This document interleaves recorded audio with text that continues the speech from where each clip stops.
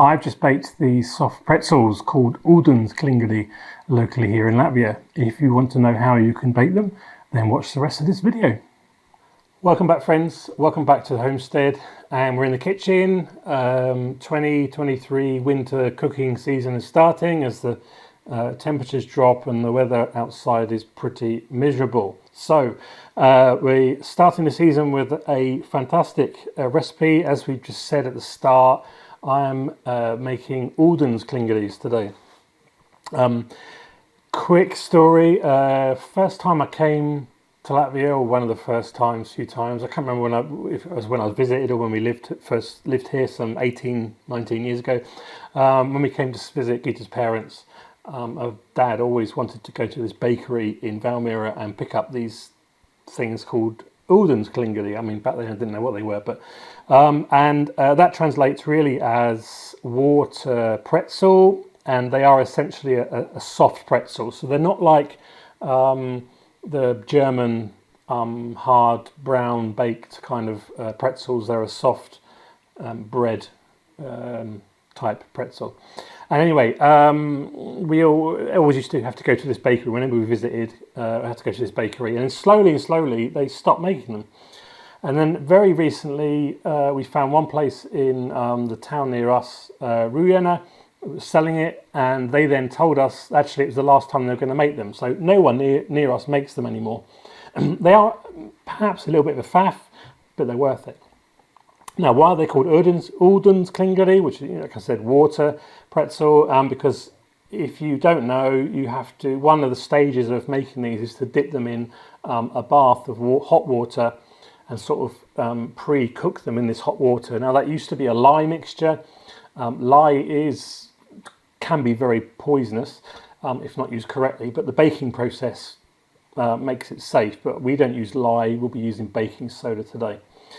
So that's that. Quick look at ingredients. You need flour, you need some milk, you need baking powder, an egg, yeast, skarpkrems, which is sour cream. If you can't get sour cream in the UK, I know it's quite difficult to get hold of, then a natural yogurt, Greek yogurt kind of thing, something with no preservatives, will be a perfect replacement for that. Some sugar and some salt, and then later on there'll be a couple, if you want to decorate the kliņģeri when you've baked them, you know, if you want to put a topping on them like some kind of sesame seeds, salt, and the big chunky salt, or poppy seeds or caraway seeds or anything like that, then you need that as well, which I'll do at the end. So first thing to do, so we're going to make our dough. Before we do that, what I've done is the milk I've already poured out into a jug. I've warmed it and I've put the yeast and the sugar into there to get it going before we start making the dough. And as you can see, it's nicely bubbled up there and it's all activated and ready to go. So what we're going to do is get all these ingredients, we can put them all in together into the mixing bowl, and I'll take you through the ingredients in detail, and then we'll make our dough and then we'll let it proof. Okay, so we need to start with 500 grams of flour, 2 teaspoons of salt, and then 2 teaspoons of baking powder,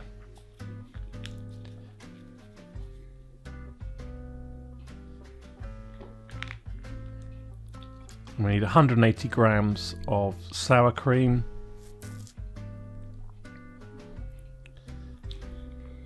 or thereabouts, 1 egg,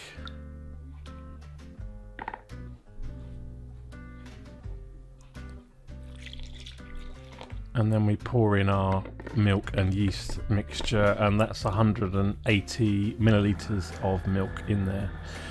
Put it into a mixer, mix it around. You can do this by hand, you don't have to use a mixer, of course. And we're looking for this kind of soft, slightly tacky dough. As you can see, it's a little bit sticky. Just put that into a bit of a ball, and then we're going to leave that to prove. And we need to leave that for 2 hours really, and it will kind of double in size, but the 2 hours seems to be quite important. So that's all proven well. And then we can start making our our kliņģeri.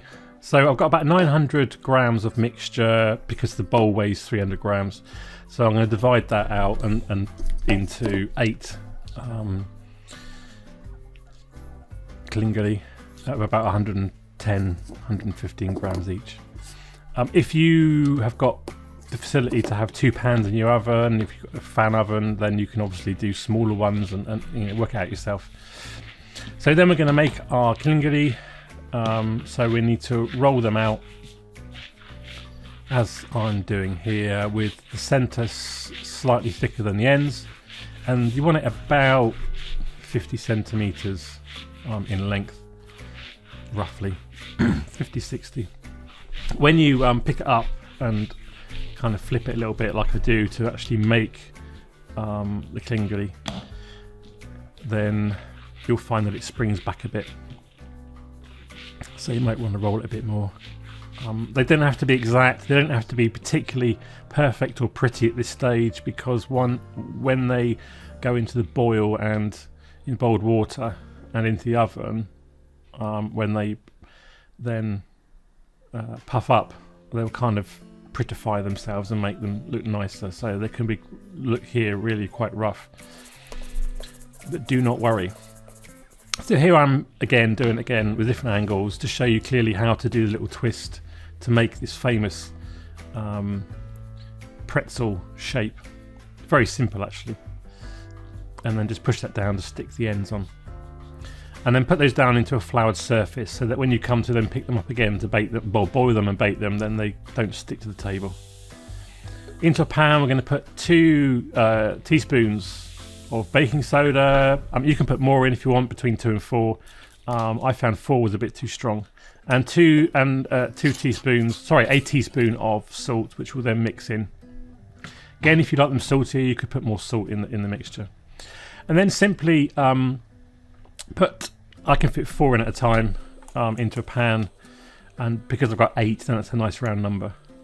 Leave them in there for a couple of minutes, and you'll see them slightly start to puff up and completely float on the surface, and then take them out. Put them straight onto your baking sheet, ready to bake. Do the others just the same. You can see here slightly them puffing up on the time lapse. Then we do an egg wash so that we can stick our seeds on, as well as obviously giving them a nice colour. You can use sesame seeds, you can use poppy seeds, you can use caraway seeds, you can use salt or something else, completely up to you really. Oh, of course nothing at all. I'll be using poppy seeds and sesame seeds.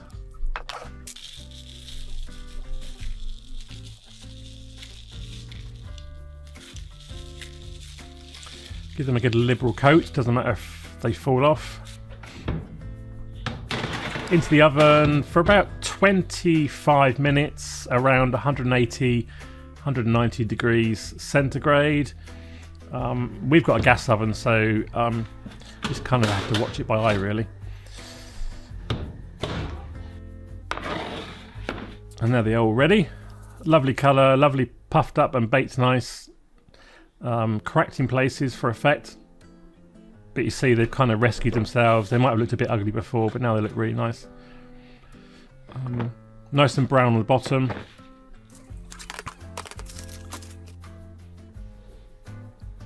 And there's our kliņģeri, Ūdens kliņģeri, all baked. Just a case now of enjoying them. Enjoy them fresh or enjoy them the next day for breakfast, sliced and toasted with some butter.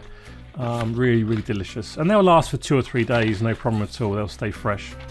Okay, thanks for watching the video. Hope you enjoyed that. Do check out our other videos. Otherwise, I'll see you in another video very, very soon. Bye for now.